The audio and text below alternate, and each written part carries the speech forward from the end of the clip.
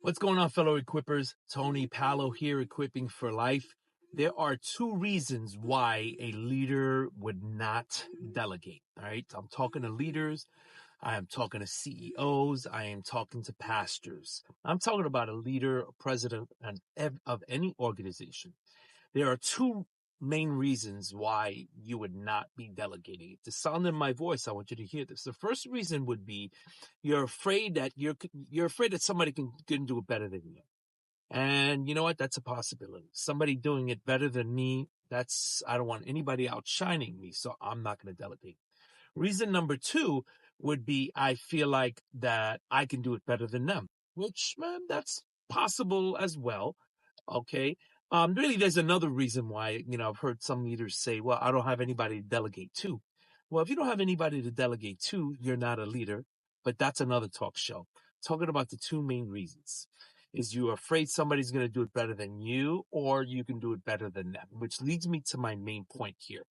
Micromanaging. If you are a micromanager, that means your little tiny little fingers are involved in every little tiny thing, every little detail of the organization. Okay. That means you give someone a job, somebody that you trust, and you follow up with them dozens of times to make sure that they are doing it your way. Okay. The opposite of a micromanager is a macro manager. And a macro manager, I want you to pick up a macro. If you think about a macro lens, having a wide angle, you have a big view of the vision, but a macro lens is unable to zoom into the details. And you don't need to zoom into the details, really, because you put somebody in charge of that. Somebody that you trust, somebody that you raised up that can do it better than you. Okay. And sometimes in that case, a leader will be afraid that someone else will get the credit. But the way I see it, this is how way I see it. When I stand in public view and we go through an event or a program or a project, I may get the applause. But as a good leader, I give my team the credit and God gets the glory.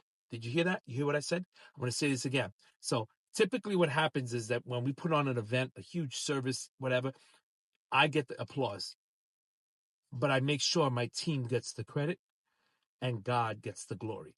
So if you're a leader at the sound of my voice and you're a micromanager, how can we just back out of that, get a bigger perspective of the entire vision, and put people in place to take care of the micros of the vision?